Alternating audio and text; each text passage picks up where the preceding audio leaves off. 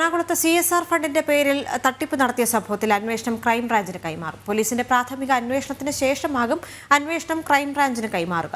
പറവൂരിൽ മാത്രം 1000-ലധികം പേർ തട്ടിപ്പിനിരയായതായാണ് പരാതി. മൂവാറ്റുപുഴയിലെ കേസിൽ പ്രതി അനന്തകൃഷ്ണനെ പോലീസ് കസ്റ്റഡിയിൽ വാങ്ങും. ജിജീഷ് കരുണാകരൻ ചേരുന്നുണ്ട് വിവരങ്ങളുമായി. ജിജീഷ്, ഈ വിഷയത്തിൽ കൂടുതൽ പരാതികൾ പല ഭാഗത്തു നിന്നും റിപ്പോർട്ട് ചെയ്യുന്ന ഒരു സാഹചര്യമുണ്ടല്ലോ. പോലീസിന്റെ പ്രാഥമിക അന്വേഷണത്തിന് ശേഷം ക്രൈംബ്രാഞ്ചിന് ഈ കേസ് കൈമാറുമെന്നാണ് ഏറ്റവും പുതുതായി അറിയാൻ സാധിക്കുന്നത്, അല്ലേ?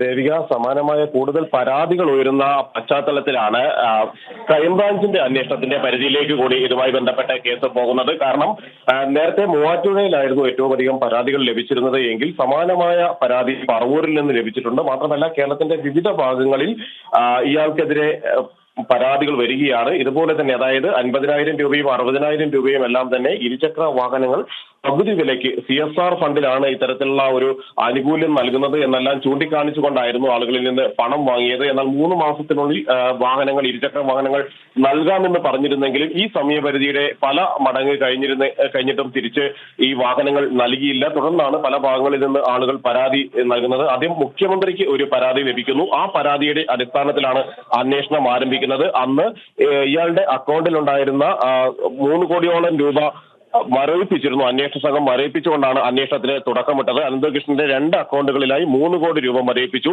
വണ്ടിയുടെ പകുതി വില നൽകിയാൽ 3 മാസത്തിനകം വാഹനം നൽകാമെന്ന് വിശ്വസിപ്പിച്ചായിരുന്നു ഈ 50,000 രൂപ മുതൽ 60,000 രൂപ വരെ വാങ്ങിയത്. എന്നാൽ ഒരു വലിയ കമ്പനിയും ഇത്തരത്തിൽ CSR ഫണ്ട് നൽകിയിരുന്നില്ല എന്ന് അന്വേഷണത്തിൽ വ്യക്തമാവുകയും ചെയ്തു. ഏതെങ്കിലും ഒരു കമ്പനിയുമായി പരസ്പര ധാരണകൾ ഒന്നും തന്നെ ഉണ്ടാക്കിയിട്ടായിരുന്നില്ല ആളുകളെ ഇത്തരത്തിൽ വിശ്വസിപ്പിച്ചിരുന്നത്. പകരം വലിയ കോടിക്കണക്കിന് രൂപ ആളുകളിൽ നിന്ന് വാങ്ങിയതിനു ശേഷം ഏതാനും ആളുകൾക്ക് മാത്രം ഇരുചക്ര വാഹനങ്ങൾ നൽകുകയും ബാക്കി ആളുകളെ കബളിപ്പിക്കുകയുമായിരുന്നു ചെയ്തത്. ഇത്തരം പരാതികൾ കൂടിയതോടുകൂടിയാണ് വിവിധ സ്റ്റേഷനുകളിലെ പരാതികൾ ഒരുമിച്ചുകൊണ്ട് ക്രൈംബ്രാഞ്ച് അന്വേഷണത്തിന്റെ പരിധിയിലേക്ക് ഇപ്പോൾ ഈ കേസ് എത്തുന്നത്.